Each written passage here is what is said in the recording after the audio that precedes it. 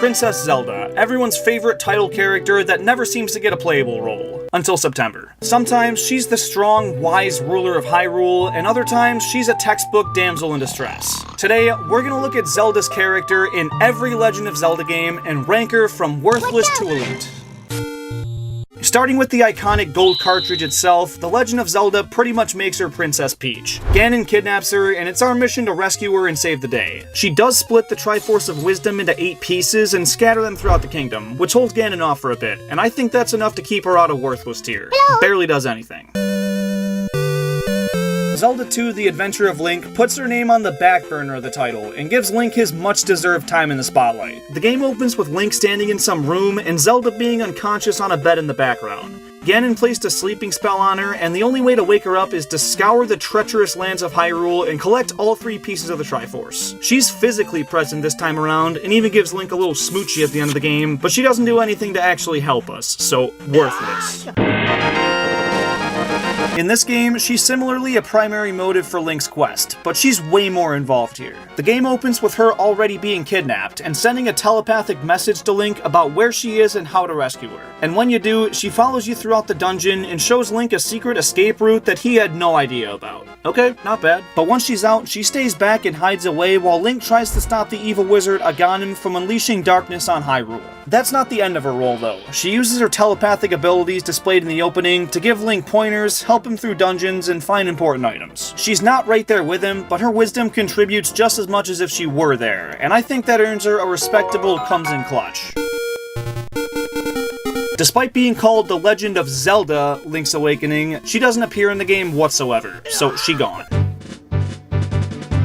She steps up big time in this one. She has a vision of what Ganondorf will someday do way before anyone else suspects a thing, and gives us all the guidance we could ask for throughout the game. She also goes with Link to fight Ganon in his final form, and once he's beaten, seals him out of Hyrule with the help of the 6 other sages and restores peace to the kingdom. Just that makes this her highest ranking yet, but that's all just in her Princess Zelda form. This game also introduces her alter ego, Sheik, which makes her even more useful. This disguise allows her to avoid Ganon's pursuit and not just be sitting in a bunker the entire time. She teaches Link crucial melodies and new abilities, and gives him tips before entering temples. I think with everything considered, she earns her first elite tier for this one. But after this, she takes her longest hiatus of the series. She's not in Majora's Mask, Oracle of Ages, or Oracle of Seasons, but finally makes a return in the split cartridge title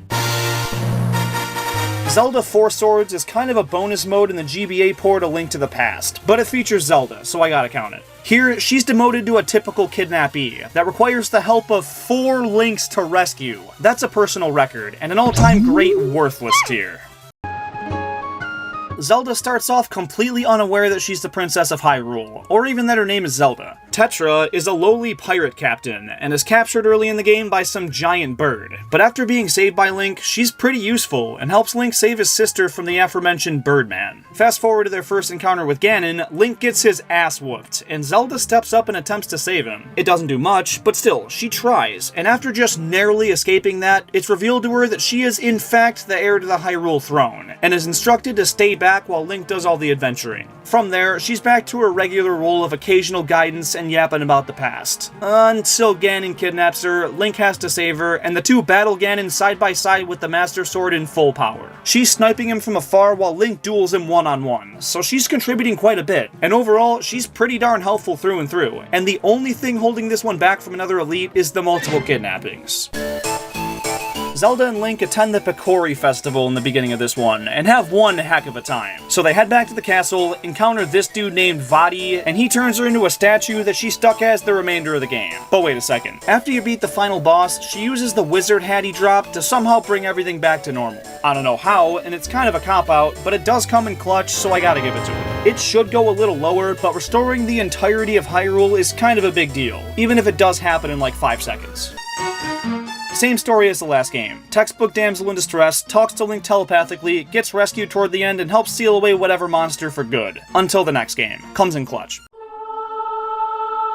In this one, she doesn't appear very often, but when she does, it's really impactful. She's the queen of backstory like usual, but about halfway through the game, Link's companion throughout the adventure named Midna is pretty much a goner, and Zelda sacrifices herself to save her. Now, it does make her irrelevant for a solid chunk of the remaining story, but that contributes a ton to Link being able to save the day, and was very helpful. And for the final fight against Ganon after she's revived, she helps Link knock Ganon off of his horse to fight him head to head. While she's not directly involved most of the time, I think this is one of her more important roles thus far in the series, so I'm gonna place her up in pretty helpful.